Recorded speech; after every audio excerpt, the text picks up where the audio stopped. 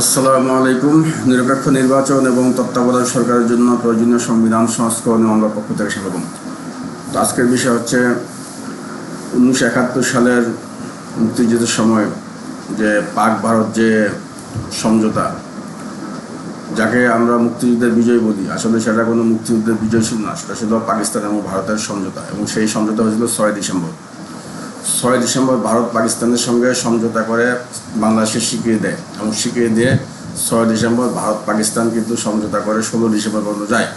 এবং এর আগে ভারত পাকিস্তান মিলে কিন্তু 14ই ডিসেম্বরে বুদ্ধিজীবী হত্যা করে, এবং ভারত কিন্তু প্রচুর বুদ্ধিজীবী হত্যা করছে। যে পাকিস্তান বুদ্ধিজীবী হত্যা করছে না, ভারতও বুদ্ধিজীবী হত্যা করছে। আজকে যে বাংলাদেশে কুচিন ষড়যন্ত্র উন্নয়ন, আজকে যে বাংলাদেশের জঙ্গিবাদ, এই সমস্ত জঙ্গিবাদের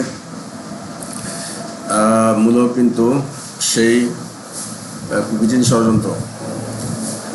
এবং 1971 সালের যে মুক্তিযুদ্ধের সময় যে ষড়যন্ত্র ছিল, দেখেন আজ পর্যন্ত কিন্তু বাংলাদেশে যারা সফল ব্যক্তিত্ব, ক্রীড়াঙ্গনে যারা সফল, যে মুন্নাকে মারা হয়েছে, তারপর সঙ্গীত শিল্পে যারা সফল, সাবিনা ইয়াসমিনকে মারা হয়েছে, তারপর দেখেন যে রাজনীতিতে যারা সফল ছিল, বি চৌধুরীকে কিন্তু মারা হয়েছে, তারপর যারা বয়োজ্যেষ্ঠ হয়ে গেছে যেমন মতিয়া চৌধুরী, এদেরকে মতিয়া চৌধুরী কিন্তু মারা হয়েছে। কিন্তু ভারত কিন্তু মনে করেন যে মুক্তিযুদ্ধের পক্ষে যারা ছিল এবং 1971 সালে মুক্তিযুদ্ধের পক্ষে যারা ছিল বাংলাদেশের দেশপ্রেমী নাগরিকরা, তাদের কিন্তু ভারত কিন্তু সিরিয়াল কিলিং করে, এবং জঙ্গিবাদের পর কিন্তু সেই সিরিয়াল কিলিং ষড়যন্ত্র বাড়ছে। এবং বাংলাদেশের মুক্তিযুদ্ধের যে চেতনা ছিল, সেই চেতনা কিন্তু ধ্বংস করার জন্য কিন্তু 5ই আগস্ট সৃষ্টি করা হয়েছে। এবং শুধু যে 5ই আগস্টের নাম, 2015 সাল থেকে জঙ্গিবাদ থেকে, এবং তারও আগে 2009 সাল থেকে কিন্তু এই মুক্তিযুদ্ধের চেতনা নষ্ট করার জন্য কিন্তু কাজ করা হয়েছে। এবং তারও আগে থেকে, বিশেষ করে 1996 সাল পানি চুক্তি থেকে, এটাই বলা যায় যে ভারতের মাগে হাসিনা সম্পূর্ণরূপে মুক্তিযুদ্ধের বিরুদ্ধে, এবং আওয়ামী লীগ সম্পূর্ণরূপে মুক্তিযুদ্ধের বিরুদ্ধে।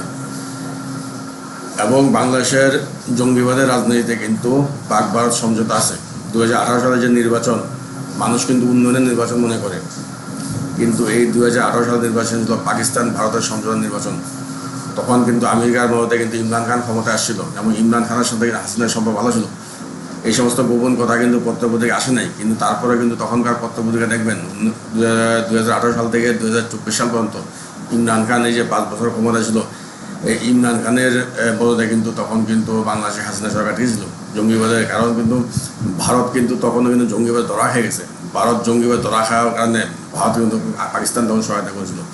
এত বোঝা যায় যে মুক্তিযুদ্ধের যে ভারত পাকিস্তানের সমঝোতা ছিল, মুক্তিযুদ্ধে ভারতের পক্ষে যে পাকিস্তান ছিল, পাকিস্তানের পক্ষে যে ভারত ছিল, এই জঙ্গিবাদও কিন্তু পাক ভারত সমঝোতা ছিল। এবং পাক ভারত মিলে কিন্তু 2018 সালে নির্বাচন করেছিল, এবং 2018 সালের নির্বাচনে কিন্তু শিয়ালকাট ষড়যন্ত্র হয়েছিল, এবং বাংলাদেশকে ভারতকে আনুষ্ঠানিকভাবে বুঝিয়ে দেওয়া হয়েছিল।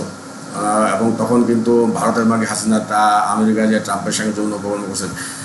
এই হলো বাংলাদেশের জঙ্গিবাদের রাজনীতি পাক ভারত সমঝোতা এবং 1971 সালের পাক ভারত সমঝোতা।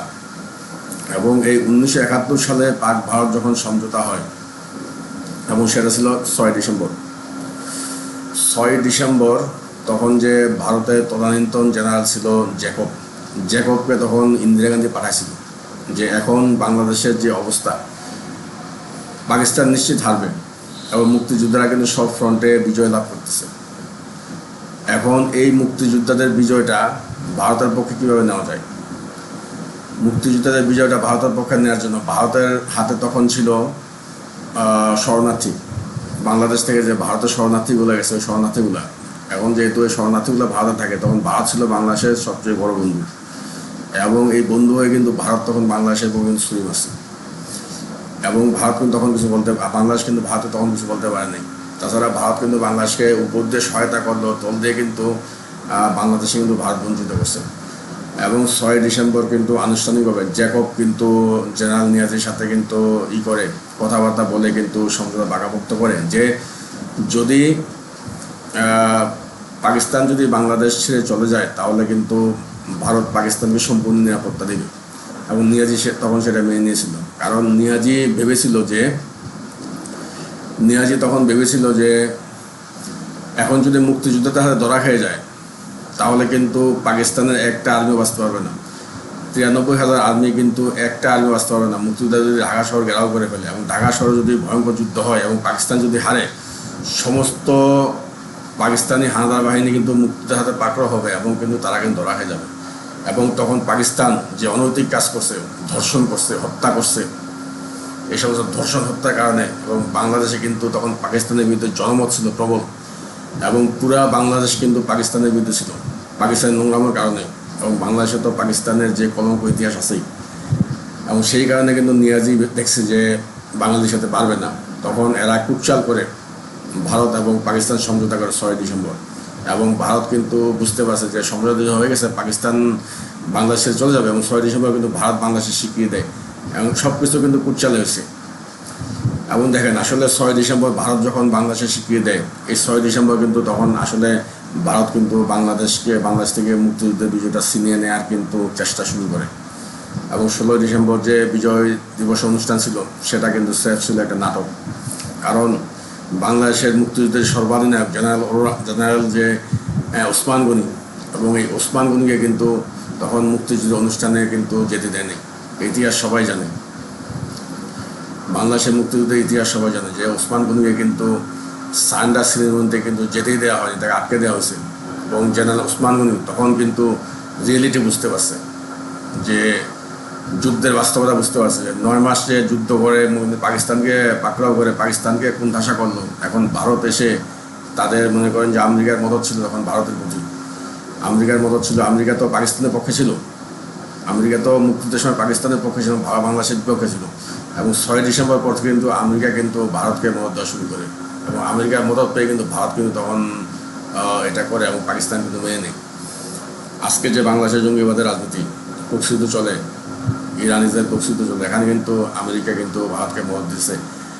এবং বাংলাদেশের বর্তমান রাজনীতি 5ই আগস্টের পর থেকে, বিশেষ করে 5ই আগস্টের পর থেকে সম্পূর্ণ মুক্তিযুদ্ধের বিরুদ্ধে এবং সম্পূর্ণ 1971 সালের স্বাধীনতা এবং সার্বভৌমত্বের বিরুদ্ধে, বিজয় দিবসের বিরুদ্ধে, এবং নিরপেক্ষ নির্বাচন এবং তত্ত্বাবধায়ক সরকার মামলা কিন্তু মুক্তিযুদ্ধ দিয়ে আসবে, জঙ্গিবাদ দিয়ে না, মুক্তিযুদ্ধ দিয়ে আসবে। কারণ জঙ্গিবাদও কিন্তু মুক্তিযুদ্ধের বিরুদ্ধে ছিল।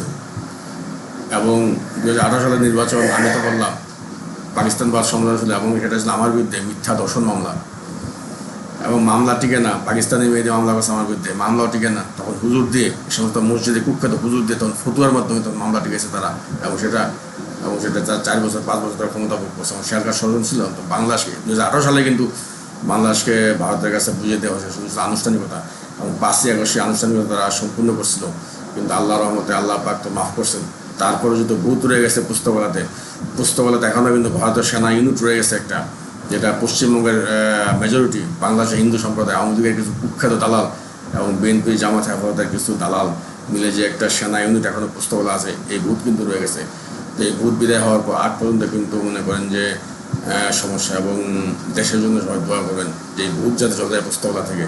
কারণ পুস্তকালয় ভূতই এখন একমাত্র সমস্যা। এরাই কিন্তু বাংলাদেশের পুলিশ নিয়ন্ত্রণ করতেছে, এরাই বাংলাদেশের র্যাব নিয়ন্ত্রণ করতেছে, এরাই বাংলাদেশে মনে করেন যে লুটপাট করে খাইতেছে, এরাই বাংলাদেশে মনে করেন যে আপনার আনসার নিয়ন্ত্রণ করতেছে, এরাই বাংলাদেশের গ্রাম পুলিশ পর্যন্ত নিয়ন্ত্রণ করতে চায়। মানে এত দাফালিং এরা দেখাইতেছে পশ্চিমবঙ্গের গুটি খোলাবেন। যাদের মনে করেন যে মুক্তিযুদ্ধের সময় শরণার্থী যারা মারছে, এই পশ্চিমবঙ্গে যখন 1971 সালে বাংলাদেশ থেকে শরণার্থী গেছে, প্রচুর শরণার্থী যখন মারা গেছে, মনে করেন যে শরণার্থীদের ঠিকমতো খাবার দেয় তারা, কিন্তু মুক্তিযুদ্ধের বিজয়টা নেওয়ার জন্য তারা 1971 সালে 6 ডিসেম্বর তখন তারা পাকিস্তানের সাথে সমঝোতা করে ভারত, এবং পশ্চিমবঙ্গের মাধ্যমে এটা হয়। তখন পশ্চিমবঙ্গে তখন শরণার্থীগুলোর এত কষ্ট করছে। আর এরা মনে করেন যে আজকে এসে এরা দেখায় যে ভারত বাংলাদেশের মুক্তিযুদ্ধের পক্ষে, এবং এরাই মনে করেন আজকে নেতা মনে করতেছে।